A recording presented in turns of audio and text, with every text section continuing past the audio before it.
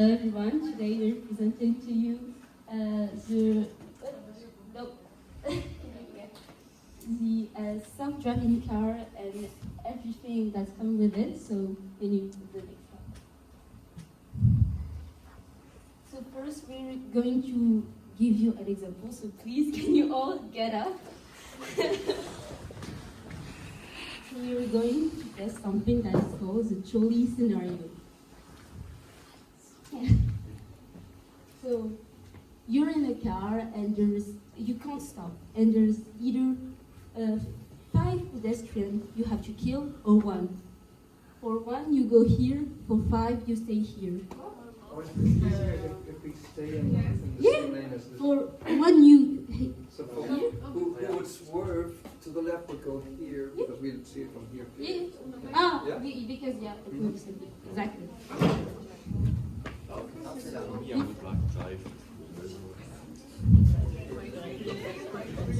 Sophia, you are like killing 1 person here.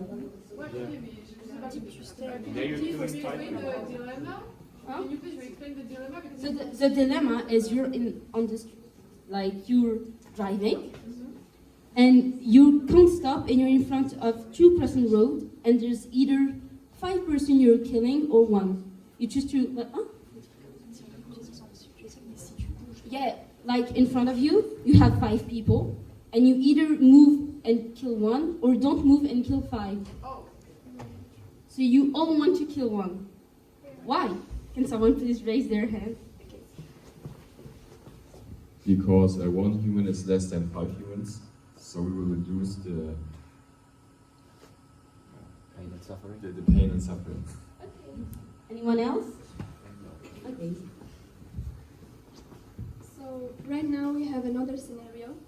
Either you kill 5 pedestrians or you go into a wall and you kill yourself. So please, if you instead of killing 5 pedestrians you would kill yourself, stay there. But if you would kill 5 pedestrians instead of killing yourself, please move there.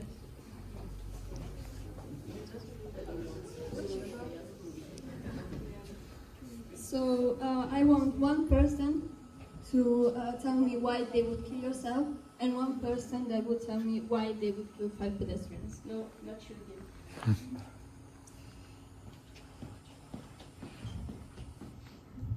Because if you see a wall, it's natural to turn around and not crash into the wall. No, you're gonna die anyway.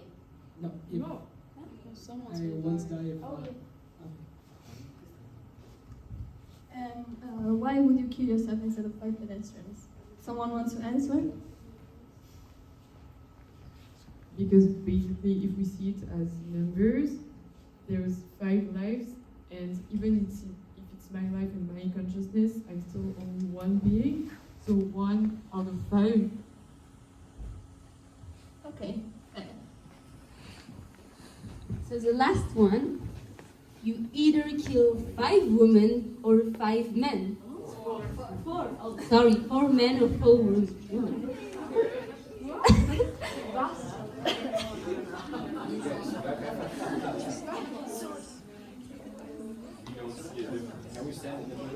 No.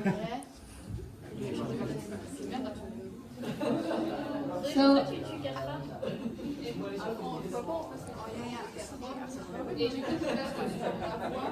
please, can you stop like talking, because I'm gonna choose 1 person to. So who wanna? Zoe, you want, because you were talking. Actually, I think 4 men and 4 women are not different, so I will just stay in my line and don't move, because moving can create another accident. Or if I kill 4 women, I will just follow the rules. Someone else? Someone from here? Please? No? Because you already talked. I'll choose if no one raise their hands. Okay. Because I flip back the coin. Oh. It's 50-50. So. Okay. Well, it works. It works. So you see behind all of your choices, they were a morality, and that's what we're going to see right now. Everyone moves back to the... Yeah, you can sit.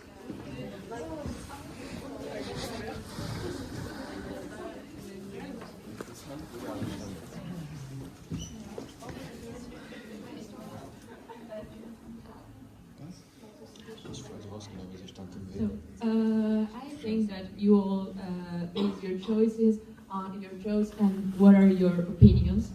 And you have those opinions that are really in contrast, that are also philosophical, that are utilitarianism and deontology. So, utilitarianism, as you can read, is just the greatest good for the greatest number of people.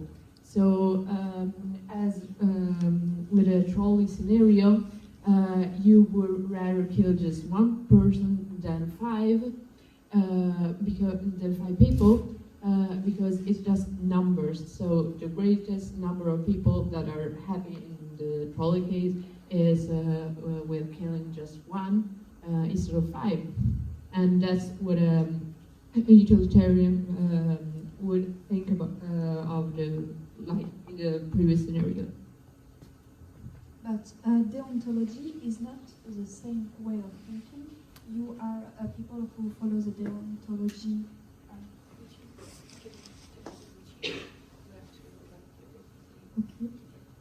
The people who follow the deontology way of thinking are more about like the moral. They follow the moral, and they consider that maybe like even if it's just a number, they would be responsible if they choose to kill only one people. So none of you picked to kill the five people, but some people actually does that. And when we did it in the group, some people choose to stay in the line. And I guess that's it, because they don't want to be responsible for they think that by turning the wheel and being active, they will be responsible for death, and they don't want that. Another good example of utilitarianism and deontology brings back us to ancient Rome. So, in the Colosseum, there were gladiators that fought for their lives, and let's imagine that a prisoner of war had to fight with a tiger, and it was some kind of entertainment, a form of entertainment for people back then. So it's like a ton of people, I don't remember the number, but really million of people who are just enjoying themselves by seeing the gladiator fighting for his life. And what a utilitarian and what a deontologist would think about this scenario. So utilitarian would think, well, it's okay to kill to let the prisoner fight for his life with a tiger, because the happiness and of millions of people is brings a greatest good with for a greater number of people than just one person to be killed. Meanwhile, deontologists would think that it's not a moral choice, because you have also to consider that one person is still dying, and just for the others to enjoy a happy evening. So that's the difference between the two way of thinking.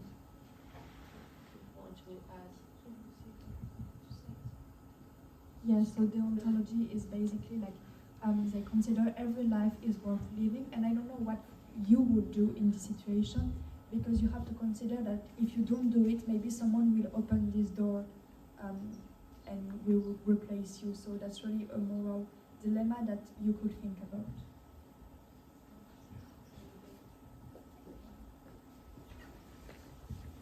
So now we're going to present to you the main subject of our workshop, the self-driving car. So a self-driving car has a lot of engineering things in it. It has sensors who distribute a lot of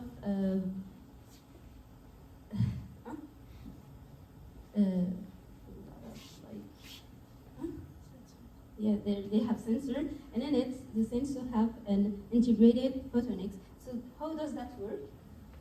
You see here, you have a dog, and you have like the little red like line. I don't know if you see it well.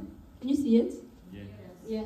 Okay. So the sensors are the red line, and the integrated photonics is the white line, who is stopping the sensor before the dog is coming, so that the car will know where is the dog and what is its shape. It can know the position, the shape, the trajectory, and the speed. So for other cars, when you're driving, it can be very useful. So these sensors are installed in the car in order to prevent crashes and accidents.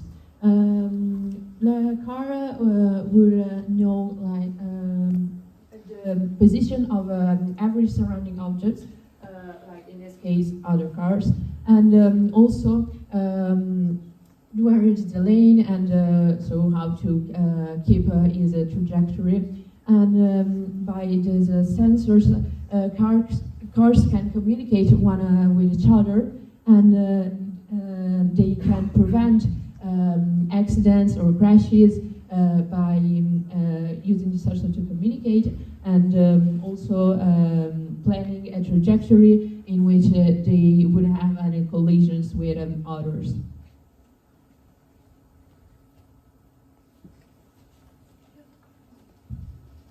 Okay, so now you can ask like how self-driving cars are making decisions. Like if they're in the dilemma we proposed you sooner, maybe they will have to choose between killing 1 people or 5, and we can ask like how they would think. So the first thing is that cars driven with AI are following a principle with physics. So they will try obviously to brake or to turn to avoid anybody to get harmed, but sometimes it is not possible, so they will have to follow the law, because the car companies are prefer to comply to the law than to follow like moral preferences that were shown with a survey of the population. So that's they will follow the law. And there is also to keep in mind of the occupant safety. So the primary focus of a self-driving car is to prevent accidents, and the goal is to prioritize safety and minimize the harm of the person that is in the car, but also of the people that are outside the car, so the pedestrians. And rather than making complex moral choices, self-driving cars have the aim to reduce the risk of collision and protect passengers and pedestrians.